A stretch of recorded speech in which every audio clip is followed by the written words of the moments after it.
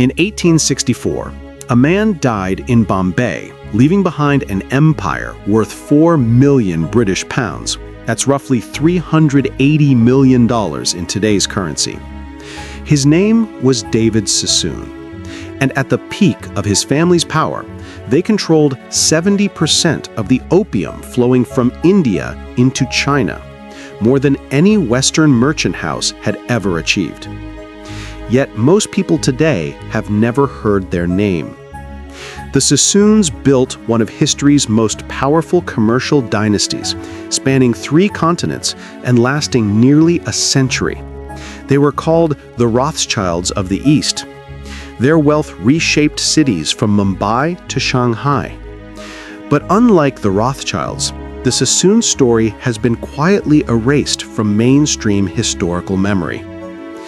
This is the story of how a refugee family from Baghdad built a global empire on the back of a drug that enslaved millions, and why their legacy was deliberately forgotten.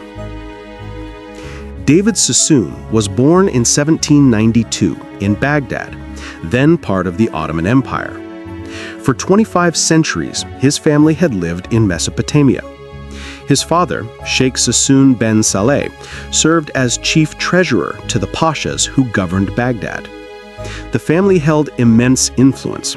They were leaders of the Jewish community, wealthy, respected, secure. But in 1829, everything changed. A new Ottoman governor arrived in Baghdad, corrupt, paranoid, and openly hostile to the Jewish population. Persecution began.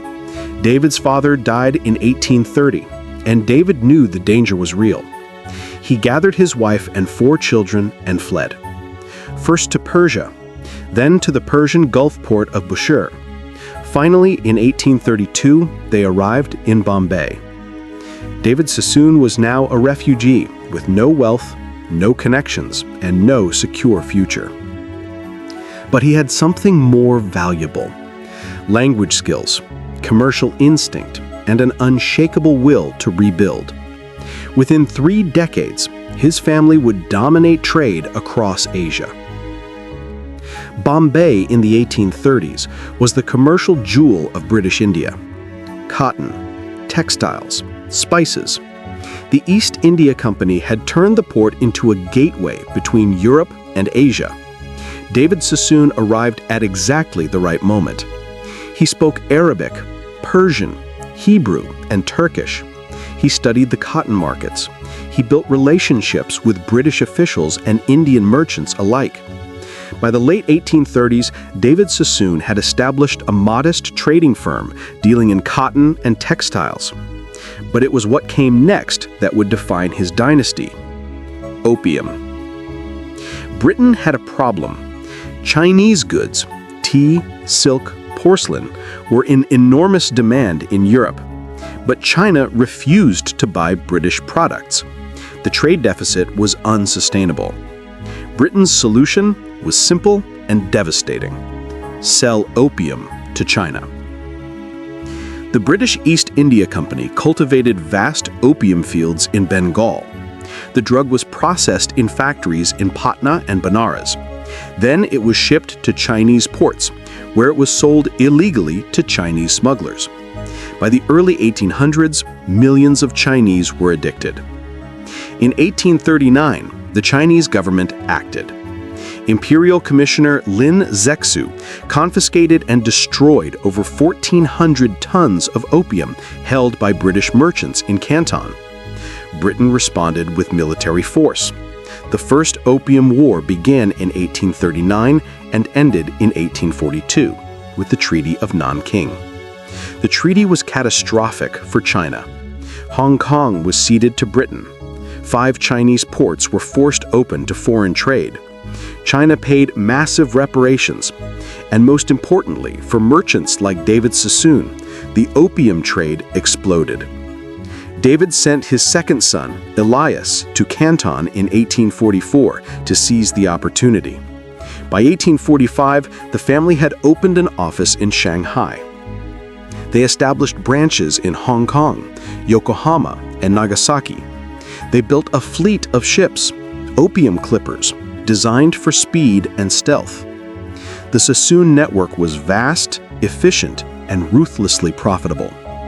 Within 2 decades, David Sassoon and Company handled approximately 1/5 of all opium entering China. Their competitors, Jardine Matheson and the Parsi merchants, could not match their scale. By the late 1860s, the Sassoons controlled 70% of the Indian-Chinese opium trade. What made them so successful? Vertical integration. They purchased unharvested crops directly from Indian farmers, cutting out middlemen. They owned the ships. They had agents in every major port. They understood both British imperial interests and Chinese market dynamics. They also maintained an iron grip on family control. David placed his sons at the head of each branch. Authority was centralized. Profits were reinvested. And every transaction included a charitable surcharge, 0.25% donated to Jewish causes. The Sassoons were not just merchants. They were philanthropists. They built synagogues, schools, hospitals, and orphanages across India and China. David remained devoutly Jewish throughout his life, observing the Sabbath and maintaining rabbis in every branch office. But beneath the philanthropy lay an uncomfortable truth. The Sassoon fortune was built on addiction. When David Sassoon died in 1864, he left behind 14 children and a business empire spanning continents. According to Jewish tradition, the eldest son inherits control. That son was Abdullah. He took over David Sassoon and Company and moved aggressively to expand. He invested in real estate, banking, and insurance. He shifted the headquarters from Bombay to London in 1874.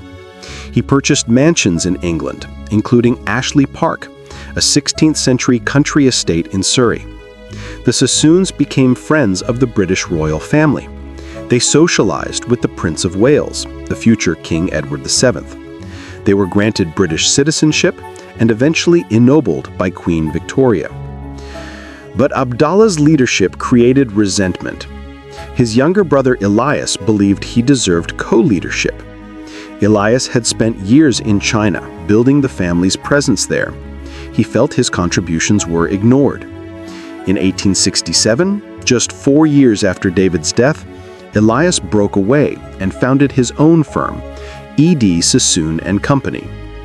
Now there were 2 Sassoon empires, Old Sassoon and New Sassoon.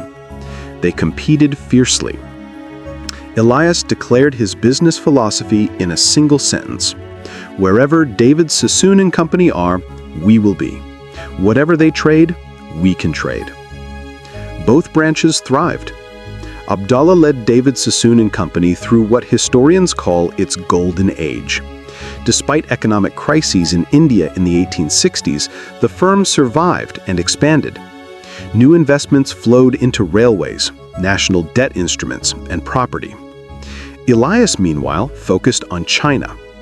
His firm opened cotton mills, rice mills, paper factories, and breweries.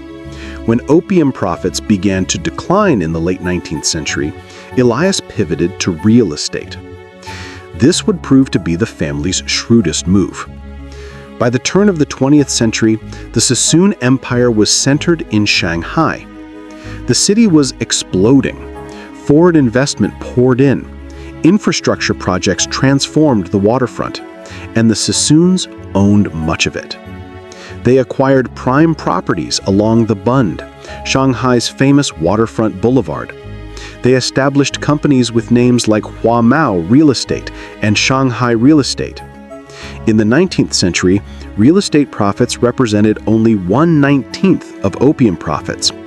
By the 20th century, real estate was the most profitable segment of their business. The transition came just in time. In 1907, Britain, India, and China signed the 10 Years Agreement. China agreed to eliminate domestic opium cultivation if Britain stopped exporting opium within a decade. The legal opium trade was ending. Most of the Sassoon fortune had already been diversified. But the symbolic end of the Opium Era marked a turning point. The family's most flamboyant figure emerged during this period: Victor Sassoon.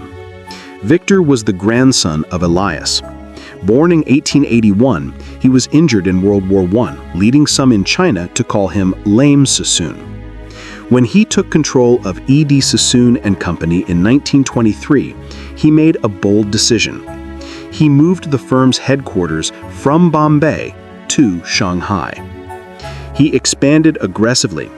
He built the Sassoon House, now the north wing of the Peace Hotel. He invested in arms dealing during China's warlord period. He speculated on Shanghai's booming stock market. At its peak, the value of his real estate holdings was estimated in 13.3 million taels. Victor was also a bon vivant. He loved horse racing, nightclubs, and high society. He famously quipped, "There is only one race greater than the Jews, and that's the Derby." But the good times were ending. In 1931, Japan invaded Manchuria. By 1937, the Second Sino-Japanese War had begun. Shanghai's golden era was over. Victor tried to maintain operations, but the political situation was untenable. The Sassoon Empire began its final collapse. The Sassoons were not the only family to build fortunes on narcotics. Warren Delano Jr., the grandfather of President Franklin Delano Roosevelt, made his fortune in the China opium trade. The Perkins, Forbes, and Astor families in America did the same. The British firm Jardine Matheson, still in operation today, began as an opium merchant house. What distinguishes the Sassoons is scale. At their peak, they controlled a larger share of the opium trade than any rival. Their network was more extensive. Their integration into British imperial policy was more complete.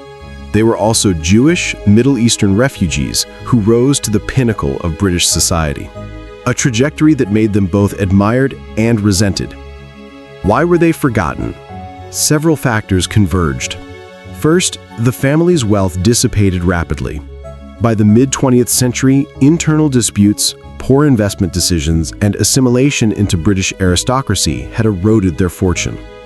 Victor Sassoon failed to foresee the rise of Imperial Japan and lost much of his Shanghai holdings. Second, the opium connection became deeply embarrassing. As the 20th century progressed and global attitudes toward narcotics shifted, the Sassoon legacy was quietly sanitized. Museums and exhibitions focused on their philanthropy and art collections, not the source of their wealth. Third, the family itself chose obscurity. Later generations anglicized their names, married into European aristocracy, and distanced themselves from their Middle Eastern origins. Some even fabricated myths that they descended from Spanish Sephardic nobility, not Iraqi Jews. The poet Siegfried Sassoon, a descendant of the dynasty, had no connection to the business empire. By the time he became famous in the 1920s, the Sassoon name was more associated with literature than commerce. Fourth, the Chinese government had its own reasons to downplay the story. The Opium Wars and the Century of Humiliation are central to modern Chinese nationalism, but acknowledging that Jewish merchants, not just British imperialists, played a major role complicates the narrative. History prefers simpler villains. What can we learn from the rise and fall of the Sassoon dynasty? First, fortunes built on addiction are inherently unstable. The Sassoons understood this. They diversified aggressively into cotton, real estate, banking, and infrastructure, but their core wealth came from a product that caused immense human suffering. When public opinion shifted and governments acted, that foundation crumbled. Second, imperial power and commercial success are inseparable. The Sassoons succeeded because they aligned their interests with British imperialism.